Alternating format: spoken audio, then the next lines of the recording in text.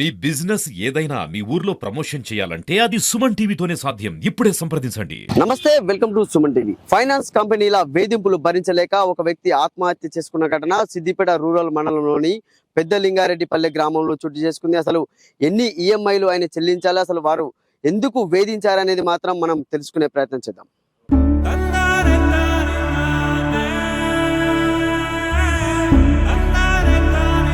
ఇల్లు ఫైనాన్స్ పొద్దాగా చేసిండు. మళ్ళా చచ్చిపోయేటప్పుడు కొడుకు, చచ్చిపోయినాక కొడుకు 2-3 సార్లు చేసిర్రు.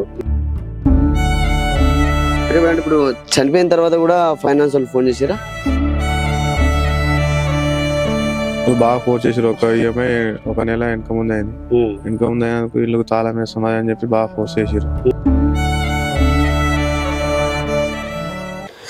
గత 4 రోజుల క్రితం అంటే అప్పుల బాధ భరించలేక ఫైనాన్స్ వేధింపులను తట్టుకోలేక కూడా కనికయ్య అనే వ్యక్తి మృతి చెందినది. ప్రస్తుతం అయితే వాళ్ళ ఇంటి దగ్గరికి అయితే మనము చేరుకోవడం జరిగింది. అసలు ఏం జరిగింది, ఎట్లా జరిగింది, అసలు ఎంత అప్పు తీసుకున్నాడు, ఎన్ని రోజుల నుంచి వెళ్ళి వాళ్ళు ఆ ఫైనాన్స్ ను చెల్లిస్తున్నారు అనేది కూడా వాళ్ళ కుటుంబ సభ్యులను అడిగి తెలుసుకుందాం. వాళ్ళ భార్య అయితే ఉన్నారు.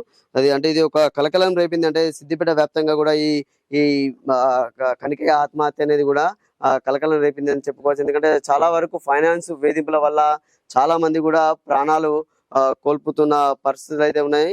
అమ్మ చెప్పండి, అసలు అంటే ఏం జరిగింది, మీ ఆయనకు ఎట్లా చనిపోయింది అమ్మ? ఫైనాన్స్ వాళ్ళు బాధ పెట్టిర్రు. ఆయన ఇండ్లు పైసలు కట్టేదాకా ఓనని అన్నాడు. ఇల్లు ఫైనాన్స్ పొద్దాగా చేసిండు. మళ్ళా చచ్చిపోయేటప్పుడు కొడుకు, చచ్చిపోయినాక కొడుకు 2-3 సార్లు చేసిర్రు. శవాన్ని తీసుకొని పోయినాం. పెద్ద బండి ట్రాక్టర్ ఫైనాన్స్ అయినా కొడుకు వచ్చిండు. ఆయనే ఫోన్లు చేసిండు. చిన్న బండి అయినా కొడుకు ఫోన్లు చేసిండు. బాధ తట్టుకోలేక పెట్టుకుని చచ్చిపోయిండు.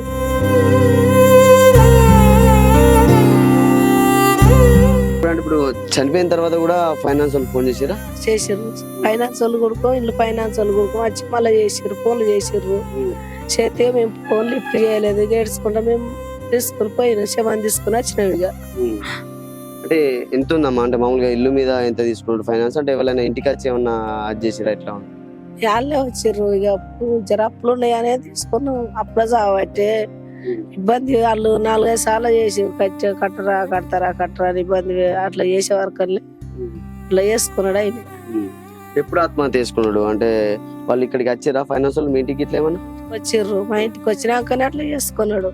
ఇంటికి వచ్చి ఇక భరించలేను, ఎట్లా తెచ్చి కట్టాలి ఏం కాదు అన్నాడు. ఆయనతో ఊరేసుకొని చచ్చిపోయింది. ఎంత వరకు ఉంటుంది మామూలుగా? ఎంత వరకు ఫైనాన్స్ తీసుకున్నారు? ఫైనాన్సా ఉంటాయో 4,50,000 ఉంటాయి. చిన్న బండి ఉన్నది, పెద్ద బండి ఫైనాన్స్, ఇవన్నీ తీసుకొని అట్లా చేసిండు ఆయన. అంటే ఇంటికి వచ్చి కూడా వాళ్ళు అంటే చనిపోయిన తర్వాత కూడా వచ్చి అంటే చనిపోయే ముందు కూడా ఇంటికి రావడం జరిగింది. ఇంటికి వచ్చిన తర్వాత కూడా వాళ్ళు అడగడం జరిగింది. అంటే చెల్లిస్తామని చెప్పినా కూడా వాళ్ళు ఊరుకోలేదనే ప్రస్తావన అయితే వీళ్ళు తీసుకొస్తున్నారు. వాళ్ళ కొడుకు కూడా ఉన్నారు. అంటే అడిగి తెలుసుకుందాం అసలు. అంటే అన్న ఏం జరిగింది అసలు? అంటే మీ నాన్నగారు ఎంత ఫైనాన్స్ తీసుకున్నారు, ఎట్లా జరిగింది అసలు? 4,50,000 ఫైనాన్స్ తీసుకున్నాం.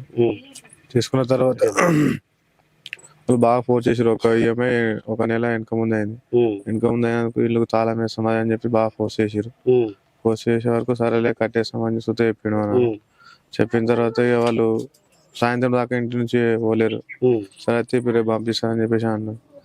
అన్న తర్వాత ఏమో నాన్నయ్య ఆత్మహత్య చేసుకున్నాడు, డైరెక్ట్ వేసుకొని చనిపోయాడు. అంటే మరి మీరు అంటే ఎన్ని ఈఎంఐలు చెల్లించేది ఉన్నది వాళ్ళకి అసలు? ఇంకానా అంటే ఇప్పుడు అంటే ఈఎంఐలు చెల్లించక ఎన్ని రోజులు అవుతుంది? 1 నెల అవుతుంది. 1 నెలనే. 1 నెల కట్టకపోతే వాళ్ళు బాగా ఫోర్స్ చేసారు చాలా. అంటే ఇంటికి వచ్చారా? వాళ్ళు ఇంటికి వచ్చామని అన్నారా ఎట్లా? మరి ఇంటికి వచ్చి వేరిచ్చారు, తాళం వేస్తాం ఇల్లుకు అని చెప్పేసి వేరిచ్చారు. ఇంటికి తాళం వేస్తాం, సీజ్ చేస్తాం ఇట్లా అని అన్నారు. అంటే కట్టేస్తాం తీస్తా అని చెప్పిన తర్వాత వాళ్ళు ఇంకా ఫోన్ చేసి బాగా టార్చర్ చేసారు. టార్చర్ చేసే వాళ్ళకి అలా బాధలు భరించుకోలేక ఊరు పెట్టుకొని చనిపోయింది. ఎన్ని గంటలకు చనిపోయింది? ఇంట్లోకి వెళ్ళి మీ నాన్నగారు ఎప్పుడు బయటకు వెళ్ళారు? అంటే అది ఎప్పుడు వెళ్ళారు? వాళ్ళు ఇంటి దగ్గరనే ఉన్నారు. వాళ్ళకు పంపిస్తా అని చెప్పిన తర్వాత ఇక బయటకు వెళ్ళిండు. బయటకు వెళ్ళి ఇంటి దగ్గర రాలేదు. మేము దేవులాడుతుంటే ఒక చెట్లకు చనిపోయింది. అంటే వాళ్ళు అంటే మీ నాన్న బయటకు వెళ్ళినా కూడా వాళ్ళు ఇక్కడే ఉన్నారా? ఫైనాన్స్ వాళ్ళు ఇక్కడనే ఉన్నారు. వాళ్ళు ఇక్కడనే ఉన్నారు, ఇంటి దగ్గరనే ఉన్నారు. ఇక ఫోన్ స్విచ్ అయిపోయే వరకల్లా ఎటు వెళ్ళిపోయినామని చెప్పేసి వాళ్ళు వెళ్ళిపోయారు ఇక. మళ్ళా పొద్దున సుత ఫోన్ చేసిర్రు చనిపోయిన తర్వాత సుత ఒకటే దగ్గర ఫోన్లు చేసిర్రు. ఫోన్ చేస్తే మా నాన్న చనిపోయినా అని చెప్పేసి అన్నమాట. ఇక మళ్ళీ వాళ్ళు మాకు ఫోన్ చేయలేరు ఇక. చనిపోయిన తర్వాత కూడా చేశారు. చనిపోయిన తర్వాత ఫోన్ చేసారు. ఫోన్ చేస్తే లావట్టి చెప్పినాం ఇట్లా చనిపోయినా అని చెప్తే ఇక మళ్ళీ ఫోన్ లావట్లేరు. అంటే చూసుకోవచ్చు ఎంత దారుణమైన విషయం ఏంటంటే ఎవరైనా కూడా అవసరాల నిమిత్తం డబ్బులు తెచ్చుకుంటారు, చెల్లిస్తూనే ఉంటారు. కానీ ఒక్క ఈఎంఐ చెల్లించినందుకే ఇంటి వద్దకు వచ్చి కూడా వారు వేధింపులను భరించలేకే మా నాన్న చనిపోయాడు, అంటే కడతా మేము డబ్బులు చెల్లిస్తాము, గడువు కావాలి అన్నా కూడా వాళ్ళు మమ్మల్ని వేధించడం, మా నాన్నగారిని వేధించడం వల్ల ఆయన చనిపోయాడని కూడా వాళ్ళ కొడుకు చెప్తున్న పరిస్థితి ఉంది. ఏది ఏమైనా కూడా అంటే ఇది చాలా దారుణమైన విషయం అని కూడా చెప్పుకోవచ్చు. కెమెరామెన్ రమేష్ తో సతీష్, సుమన్ టీవీ, సిద్దిపేట.